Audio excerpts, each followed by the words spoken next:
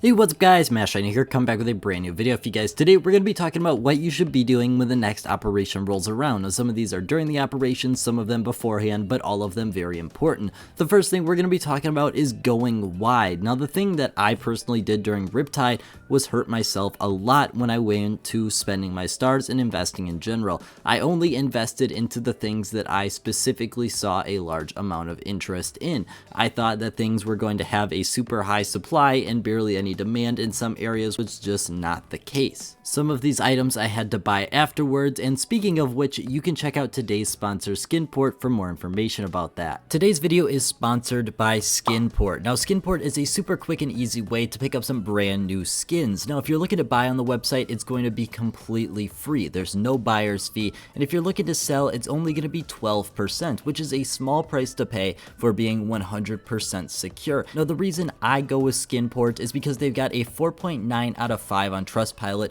with 10,000 reviews, over 400,000 skins on the site, but the biggest thing is they're able to cash out to your local currency completely seamlessly. Combine that with the fact they've got skins so much cheaper than the Steam community market, and there's no reason not to. Make sure to check them out with the top link in the description or the pinned comment. Let's hop on into it. But basically, I came into the market here and I just saw how expensive these tier 6 holos have gotten, and it really made me realize how much I impacted myself when I decided to go against these and not purchase any of the Riptide stickers. Honestly, with Broken Fang, I did a pretty similar thing as well. I didn't pick up much for stickers there. The biggest helpful piece of advice, I think, is definitely to make sure you're not limiting items just because you specifically think they're not going to be the greatest investment. Obviously, there are things that are not going to turn out well, and usually it's due to a high amount of supply, but at least give everything a fair thought, which is what I failed to do during Riptide and Broken Fang, and you're seeing that I'm paying the price for it, at least with the tier 6 holos, and I feel most people are as well. The one thing I'm not paying the price though for is keeping all of my items after the operation. See, when the operation ends, it's going to be very tempting to sell off a lot of your items. Usually we see a spike in price for no apparent reason, and a lot of people are desperate to buy into things that they could have done for the past week or two. And this is very important because this is a key selling moment. If you're really interested in selling off all of your stuff, this is a time where you can do that. But in my opinion, I think you're better off letting these items sit in your inventory for a year or two. I've got very few items from Riptide, but I did keep around a couple tier 6 holos that I picked up towards the end of it. Now it's not a ton, and obviously I wish I got significantly more, but these things have 10x'd in price. It's actually closer a little bit to 5x from the point I bought them on. I bought them because I thought the watermelon tier 6 honestly looked very good, all of them do, and I thought it was a little bit undervalued for the time because it was just under $2. But the thing is, by keeping on to every single item, you're going to be opening up so many more opportunities to make a ton of profit. We're seeing so many random stickers like the Battle Scarred normal sticker that's just gone up in price very significantly for not any specific reason other than just the demand has stayed pretty constant, and the fact is almost everything from an operation has a limited supply, and the fact is those supplies are almost always going down, especially if it's at least something that looks somewhat desirable. Now this is not a foolproof way to profit obviously, but we've seen pretty much every single item go up in price excluding the skins from these past 2 operations just because the demand has been there. Now it's a very rough estimate and I'm not going to go into too much elaboration, but just to give you an idea of how important it is for you to keep along almost everything that you have from the operation. Don't sell it for 5 or 10 cents if you absolutely don't have to. But before you even get to that point, it's very important that you buy the pass and grind it out. It may seem like not the most fun thing for some reason if you're not too interested in the CSGO, but the thing is the pass is the 100% guaranteed profit method from actually getting the operation. It's one of only 2 specific ways that you can get guaranteed profit in the game. The other one is 100% profit trade-ups. There is so much profit to be made with grinding out the pass.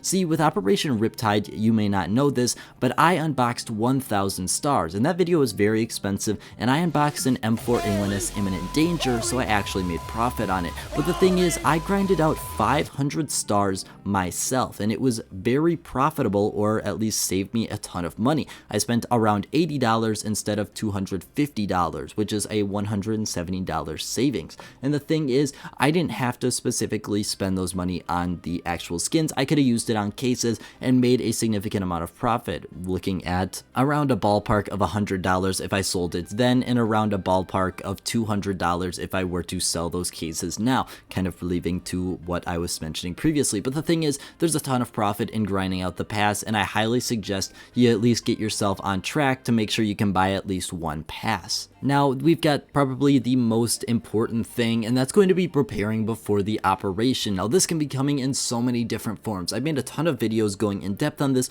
but I'm going to give you the basic rundown. There's a couple specific ways you can go. One of them is just stocking up Steam balance and balance on third-party sites. Now, this way is completely okay, and I do it to a certain extent. It's definitely good to have that money there, especially if you want to go ahead and buy some of the items which usually go down during this time. The other ways are going to be potentially picking up some filler skins, which usually rise during an operation. It's usually a pretty safe investment provided you get them for the right price, but it also can be a little bit risky if you get there a little bit too late and start to get a little bit too greedy and you don't sell at the peak. You could be losing out on some money actually. So it's a very risky game if you don't have a great sense of connection and making sure you're not getting too greedy. The last way, and this way kind of bleeds into when the operation actually begins, but being there when it gets out and making sure you're able to read the patch notes first and see what's changed. The thing is, when an operation comes out, there's usually a decently sized significant update to go along with it,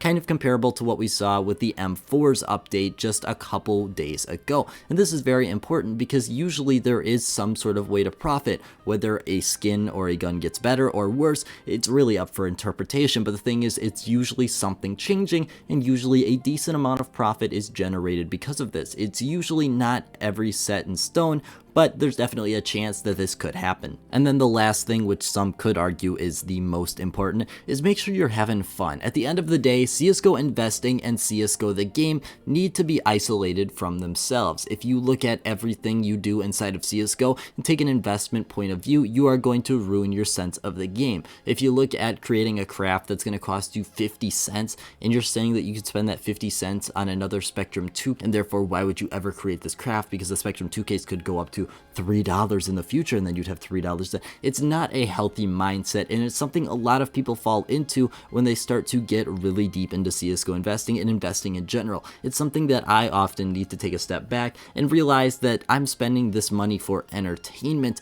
and the thing is that 50-cent craft may provide me with a decent amount of value. Now, I don't play the game a ton anymore, but when an operation comes out, I love to grind out the game because it brings me back to the greatest memories I have playing the game. At the end of the day, I highly suggest you make sure you differentiate when you're doing something investment based or doing something inside of the game. It's a great way to make sure you're not ruining the game because of a greed of money. But as always, guys, I want to thank you guys so much for watching, and I hope you have a great rest of your day.